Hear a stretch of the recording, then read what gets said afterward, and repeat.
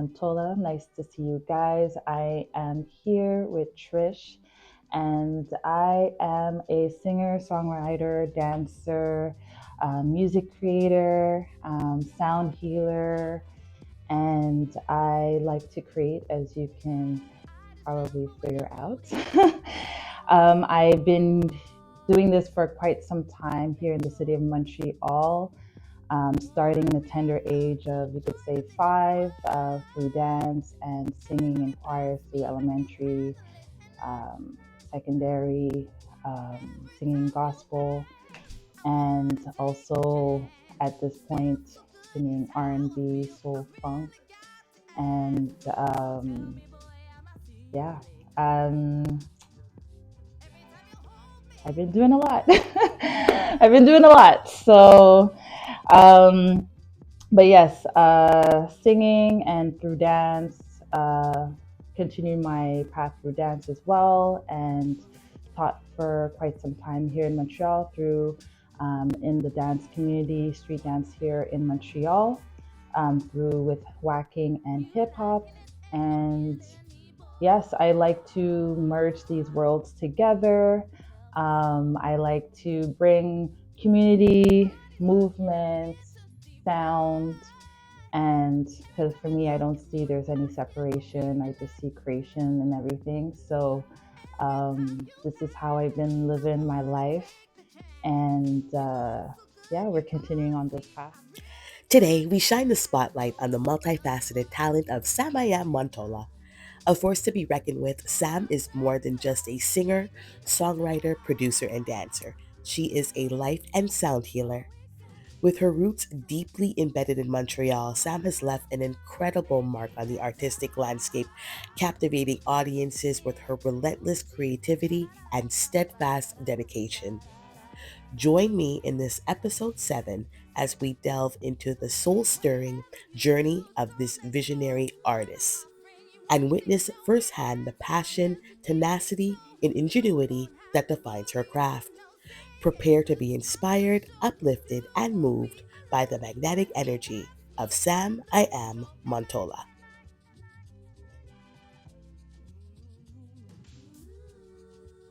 To describe my sound in no words and no visuals, I would say just free freedom of voice kind of coming through the room, through the space.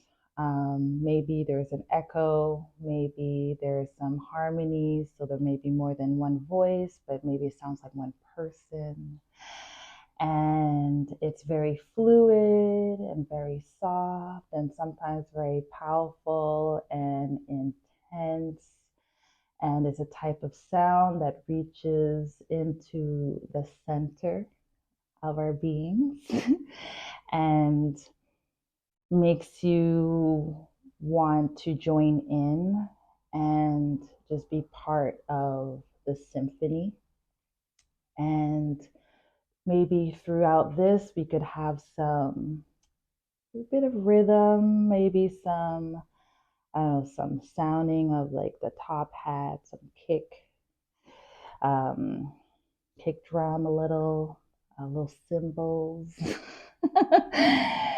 um, and I like bass, so maybe we'll bring in a little bass just to kind of make it earthy and warm and solid.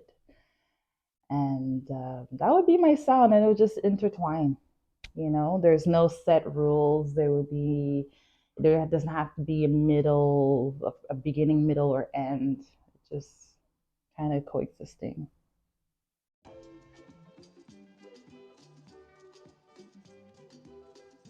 When it comes to music, I mean, music was always in the home.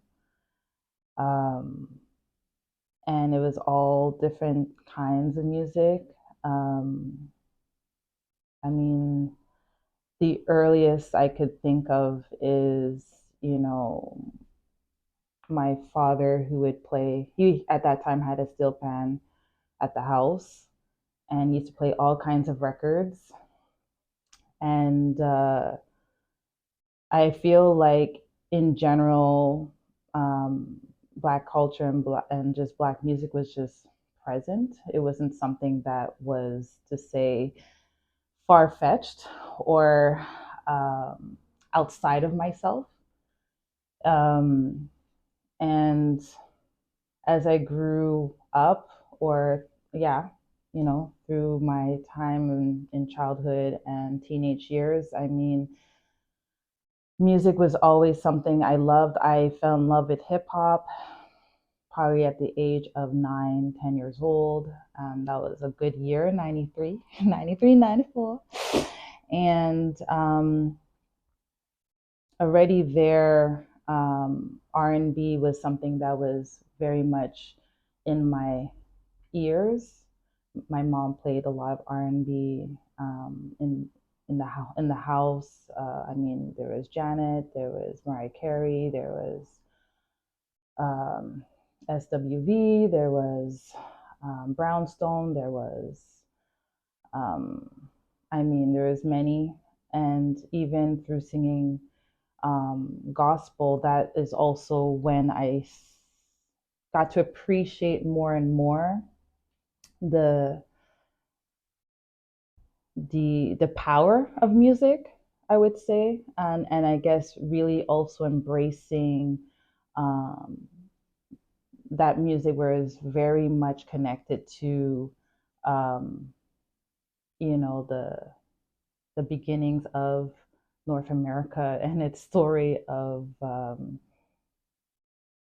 where we see it now, and of course the slave trade, and how a lot of again Black music, music that is basically, when I say North America, of course I also think of Canada, but in the United States as well.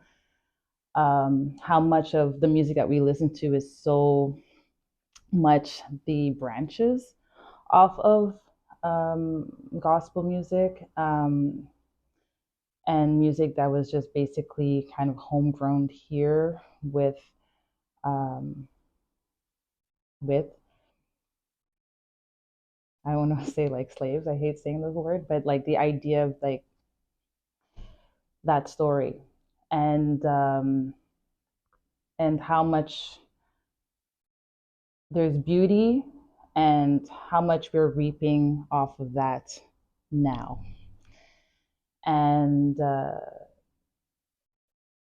yeah, it really put a real context to what music is, and first seeing it, yes, as I guess a bit consumerism, like the idea of like we listen to something and it's good and we like it, and it's great to have still music that kind of just gets us to move, but then also to see music really having a purpose and a meaning, and how much it lives on through the generations, even if it might show up in a different outfit, but it still is the same person.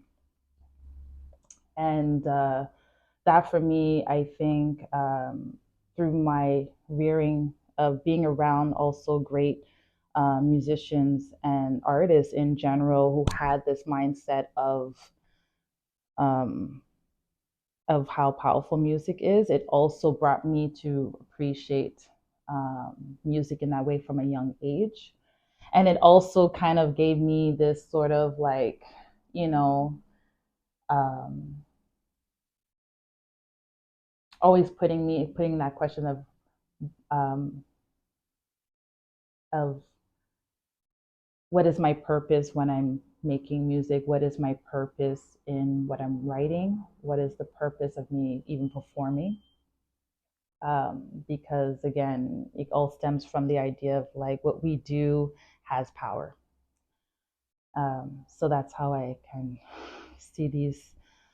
How I again, it's something that it's not just about what it is, but really the intention and how we use it. Continuing on the thought of you know, we spoke a lot about like again North America, but again because I'm obviously born here in Canada, but yeah, I feel like a lot of again my my dad. being from Trinidad, and my mom's family were from Barbados, and this was obviously again just ingrained in the way we were, how we speak, and how we interacted with each other. But I think more and more as I get older too, I'm just also getting appreciating more and more that side. I think when we're younger, we want to have our own path and our own way, and figure out our own style, I guess you could say. But more and more as I see now, and as I see also my parents getting older, and just wanting to really appreciate this part of myself that um, I guess it's a unique situation when we live here, but it's still that link that kind of connects us back um, to that place, to that country, to that family lineage that I think at times we feel sometimes that's distant. And so more and more, I'm like, because again, being that my father does percussion, and that's also what got me to want to touch a little bit more like drums, and especially with the sound healing, and learn just about how to just do stuff with my hands.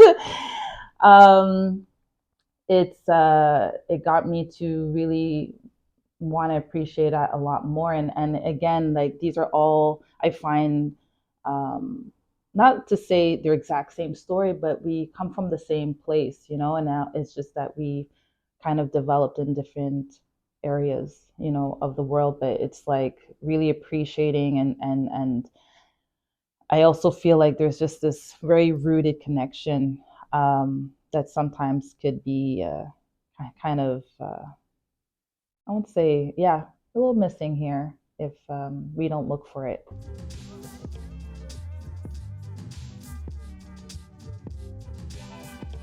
I have, I mean, there's a lot of songs in my head, but the one song that really solidified, that made me listen to this album like every day for like probably like a year.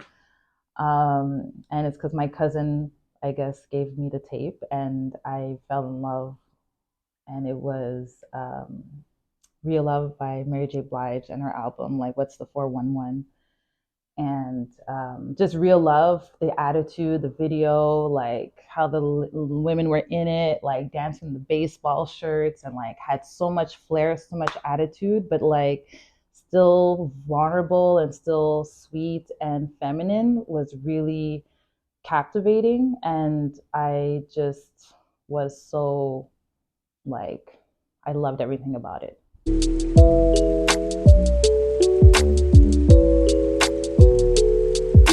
With the sound healing, so I mean, some people say sound healing, some people say sound therapy. I mean, they're pretty much synonymous. And it's basically using sound, for wellness, for uplifting, for raising the frequency, right? And there's so many different ways and so many different instruments you can use. I use my voice. I use drum, and I use also tuning forks to use, and they all have different ways of using them. How I got into it was literally just, I feel I was just kind of, I'll be honest, led to do it, in the sense I wasn't searching for this necessarily. I just was curious about how to use my voice, and I was just searching online, and then I never even knew that with voice there was any healing that could be done. Like, I mean, in the way that really to deal with helping someone in their emotional, mental, even physical state. So, of course, we hear music gives us power, and it makes us happy. Any music you put on and you dance and you sing along, like you're gonna feel good. You're gonna feel good. And but to really go into it with this, like knowing that just the frequency, because everything's frequency, um, the chair, us, the lights, everything's frequency. that it can actually be, you could say, altered, you know, for, you know, for anything to be better, for for wholeness, right? In a, I guess, better word. And so when I got into that, I mean, this was just a whole new world that went psh, like, whoa, this is wow, this is amazing. Because it was just something that I just didn't even know it really existed. And and it really, again, touched on a lot of what I guess in theory believed in, really feeling the power of energy and the power of art being able to uplift.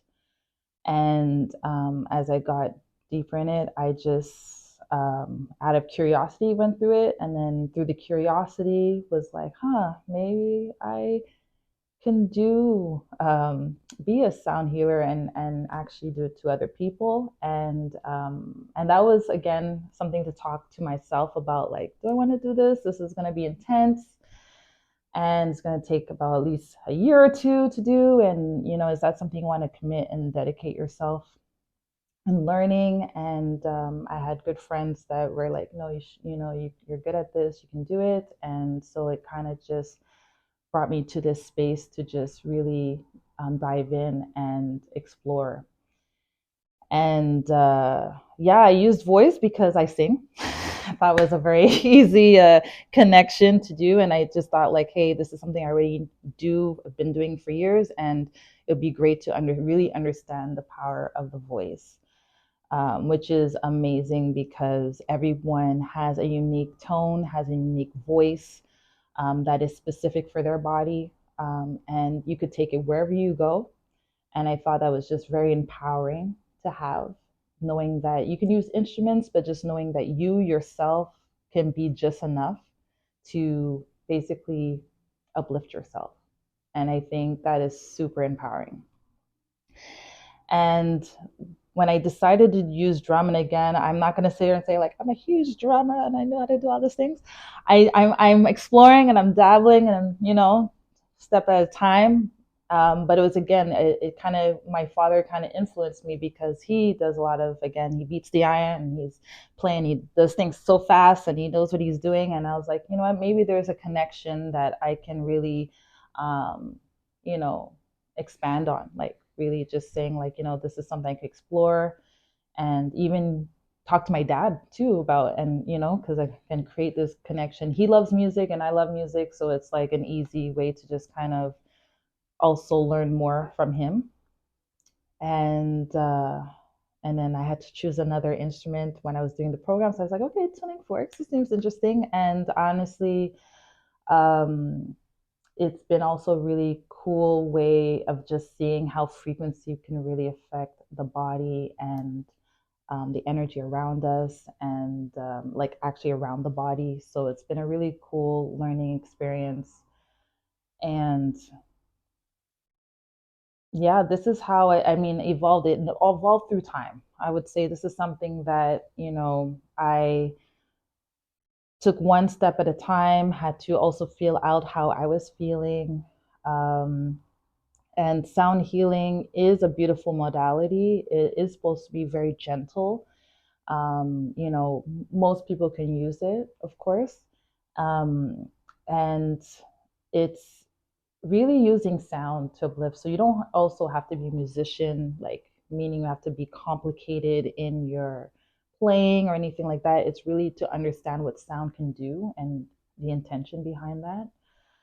And yeah, it's just, I don't know, it once I understood it, it also makes me see what I do as an artist, how it expands also my view, and how much it gave me the urge to explore. So then now I am exploring in other areas of my artistry, so not just keeping myself in this space of, like, oh, I only could be this.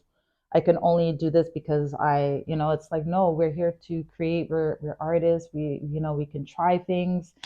We don't have to be, we could be obviously masters of what we do, but again, like to explore, you don't need to be a master. You could just enjoy and like literally find joy in what we're doing without feeling the perfectionism and having to be perfect.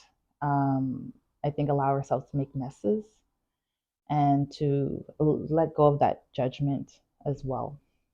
So that was a learning, also a learning curve for me, incorporating sound healing and how it's also changing my way of how to just enjoy more of the process of creating.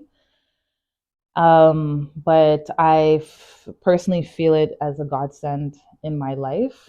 I I'm now also do groups, and I've been doing it in different centers and in different events for everyone. I've done with youth, I've done with elders, I've done it with, of course, all ages, and also doing privates as well. And so I'm just again reaching out and really trying to, create this link and not make it so mysterious, and really get people just to enjoy like what sound can do, what art can do.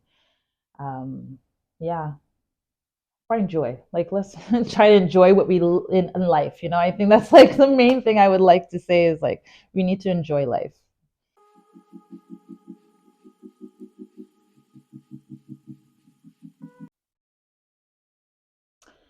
So I think again, Black history, it's all year round. I think that's it's not just limited to just one month, but again, it's also great to just have a time where we can reflect, come together, congregate, speak on things that are important to us, that we're on this all on the same page on, to celebrate who we are, to just find space in maybe a place where we might not always find space in. So I think that's very important to have. And I think, but again, I think these are lessons that we just have to just remember to have all the time. But Black history to me is, I mean, Black history is history. I think when you just learn about the different important roles or important people, but again, it's not just limited to us, it's world history. It's learning about the different countries, it's learning about, and how that also is reflective of us as a people, where we've been and where we're planning to go and where we are right now. I think it's very important to still again speak on what has been, but also know where we want to go from here. You know, um, yeah, it's. I mean, we're living. We're the ones now. I think this is the thing. It's like we're the present ones right now, and I think if we just remember to put one foot over the other, like again, it's not saying one person is the one person that's going to save everyone, and I think sometimes again part of the perfectionism idea of like we need to be here already and we should aim for there, and I think that's very important, but also it's like the everyday one step forward, and just assuming who we are and being happy and of who we are, like really being okay with who we are and knowing that we're the ones that are creating the forward movement for the future, for our children, so I think that's important to remember that yes, we must remember the past, but also to remember that we are now. We are the representation of the past in the present to go forward. So that's what I would say. And to connect, I think a lot of it too. When I think of Black history, I always just think intergenerational. I think of being connected with family, being connected to maybe our cousins, or where we have this open conversation, this open dialogue, that we be able to communicate and conversate. I think that's also an important part of really seeing what we can do together. As we draw to a close on this episode of the Heritage and Hustle Project, one thing remains abundantly clear. Sam I Am Montola stands as a guiding light of artistic mastery and dedication. Her limitless talent and steadfast commitment to her craft leave an indelible mark on all who have had the privilege to witness her artistry. Before we part ways with this extraordinary artist, remember to stay connected and join her ongoing journey as she continues to inspire and captivate audiences. With Sam, the rhythm never fades, it only crescendos.